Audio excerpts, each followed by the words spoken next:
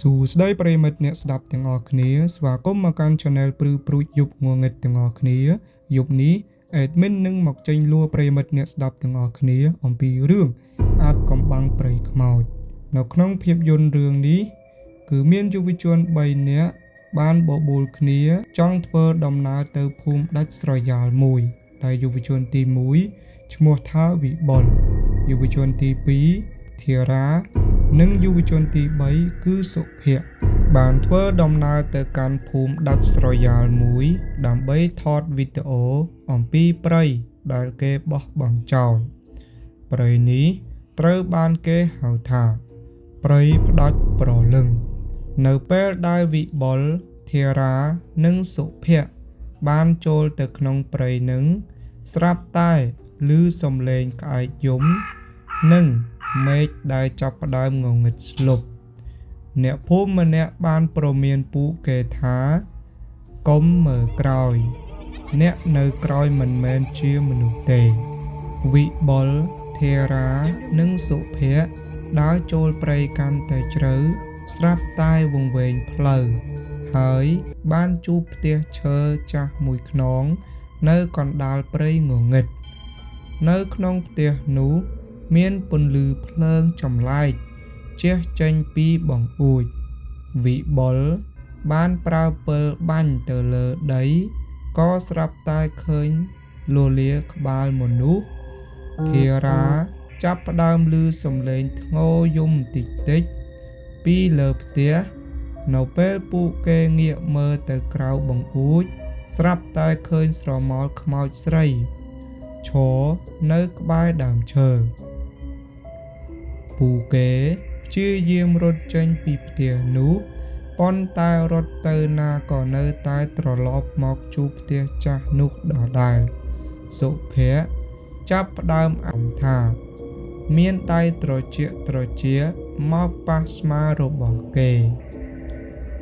នៅពេលពួកគេបាញ់ពិលទៅមុខស្រាប់តែឃើញផ្ទះឈើនោះមានជើងមនុស្សធំបោះជំហានមករកពួកគេនេះគឺជាវិញ្ញាណដែលមិនព្រមទៅចាប់ជាតិហើយវាចង់បានប្រលឹងពួកគេមកនៅជាមួយសំឡេងសត្វចកលូនិងខ្យល់បក់បោកខ្លាំងធ្វើឲ្យបរិយាកាសកាន់តែរន្ធត់ព្រះអាទិត្យរះឡើងពួកគេទាំង3នាក់ឃើញខ្លួនឯងដេកនៅលើគំនរឆ្អឹងមនុស្សក្បែរផ្ទះចាស់នោះពួកគេប្រញាប់រត់ចេញមកវិញទាំងប្រលឹងចង់សក់នៅពេលត្រឡប់មកដល់ផ្ទះវិបុលបានមើលរូបថតដែលគេបានថតក៏ឃើញថាមានស្រមោលខ្មៅងងឹតឈរនៅពីក្រោយពួកគេតាំងពីដើមរហូតដល់ចប់វិបុលយករូបភាពផ្ទះចាស់និងរូបភាពស្រមវិបុលកំពុងរត់ទាំងដង្ហក់កាត់ព្រៃងងឹតស្លុបដែលមានដើមឈើធំ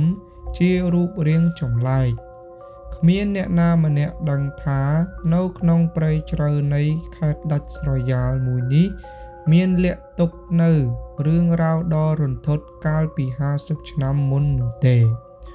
វាគឺជាព្រៃដែលអ្នកភូមិមិនហ៊ានសូម្បីតែបោះជំហានចូលព្រោះខ្លាចពាក្យបណ្ដាសា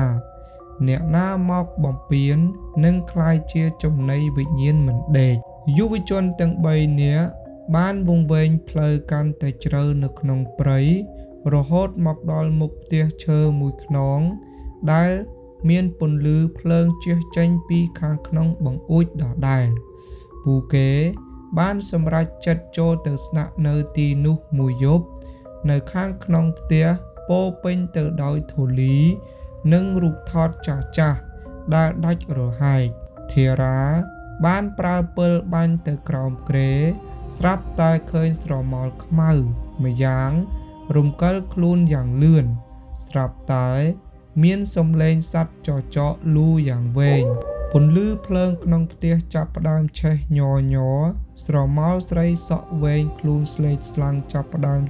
លិចចេញតាមចន្លោះដើមឈើនៅជុំវិញខ្លួនធារាបានរត់ចេញមកក្រៅស្រាប់តែ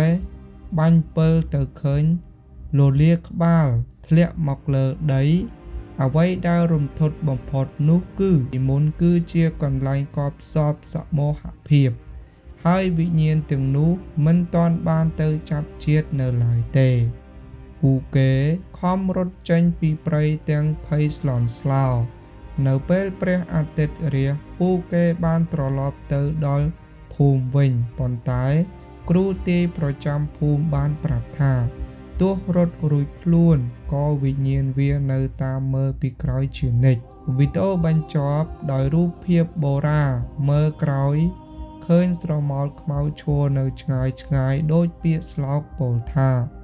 កុំមើលក្រោយអ្នកនៅក្រោយមិនមែនជាមនុស្សទេបាទសូមអរគុណដល់ប្រិយមិត្តអ្នកស្ដាប់ទាំងអស់គ្នាបាទវីដេអូរឿងអាចកំបាំងព្រៃខ្មោចគឺចប់ត្រឹមតែប៉ុណ្នេះសូមអរគុណប្រិយមិត្តដែលតែងតែស្ដាប់ហើយនឹងតាមដាននៅ Channel ព្រឺព្រួចយប់ងងឹតទាំងអស់គ្នាបាទជួបគ្នានៅវីដេអូក្រោយទៀត